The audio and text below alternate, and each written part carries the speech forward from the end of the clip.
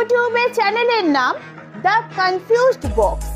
আসল নাম হলো সায়ন্তন মোদক।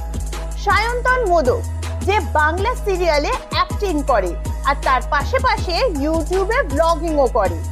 বাংলা সিরিয়াল, হ্যাঁ সেই বাংলা সিরিয়াল যেখানে একটা ঘরে আর একটা বাইরে থাকে, আর নয়তো একটা ছেলেরই বিয়ের পর বিয়ে বিয়ের পর বিয়ে হতেই থাকে।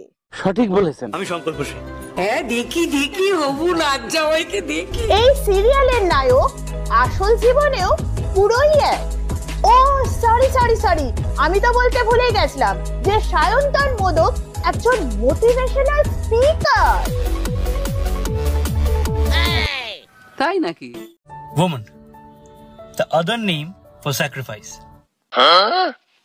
বিয়ের পর নিজের বাড়ি ছেড়ে একটা অন্যের বাড়িতে এসে অ্যাডজাস্ট করা থেকে শুরু করে সারা লাইফ এইটা প্রমাণ করতে কেটে যায় যে তারাও ছেলেদের সাথে ইকুয়াল।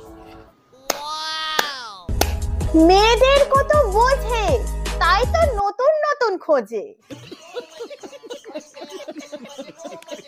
দ্য কনফিউজড বক্স, না না দ্য টক্সিক বক্স, আপাতত এই নামটাই ঠিক আছে। এই টক্সিক দাদা জামা কাপড়ের মতন পরপর গার্লফ্রেন্ড চেঞ্জ করতেই থাকে। আসলে দাদা খুব তাড়াতাড়ি বোর হয়ে যায়, তখন পুরনোকে সরিয়ে নতুন একজন জোগাড় করে নেয়। কিন্তু শেষে গিয়ে দাদার হাতে হাড়ি ভেঙে যায়। সব গার্লফ্রেন্ড মিলে সোশ্যাল মিডিয়ায় দাদাকে তুলোধনা দেয়। দাদার ফার্স্ট গার্লফ্রেন্ড দেবচন্দ্রিমা সিংহ রয়, হ্যাঁ সেই দেবচন্দ্রিমা সিংহ রয় যাকে আমরা টিভির পর্দায় দেখে থাকি। ও সরি, এর আগেও একটা গার্লফ্রেন্ড ছিল।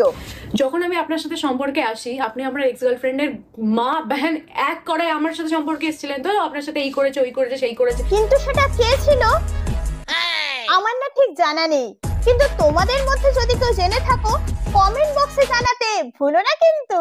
তাহলে সেই হিসেবে সেকেন্ড হলো দেবচন্দ্রিমা সিংহ রয়, আর তারপর মানে থার্ড হলো প্রিয়াঙ্কা মিত্র। এরপর এলো মানে কি এসে চলেও গেল যে তার নাম হলো কিরণ মজুমদার। মানে কিরণ হলো দাদার 4 নম্বর গার্লফ্রেন্ড। क्या बात है सर, क्या बात है सर। কিরণের সাথে ব্রেকআপের পর কিরণ একটা ভিডিও দিয়ে সবকিছু বলে। যদি নিঃস্বার্থ কোনো একটা মানে এক্সপ্লেনেশন হয় ভাবে ভালোবাসা, আমি তাকে সেটা করেছিলাম। তাকে একটাবার গিয়ে জিজ্ঞেস করো আমি ওর থেকে কি চেয়েছিলাম। ভালোবাসা, সম্মান আর সময় ছাড়া, এই 3টে জিনিস চেয়েছিলাম। আমাকে একটু ভালোবাসো, আমাকে একটু সময় দাও আর আমাকে সম্মান করো।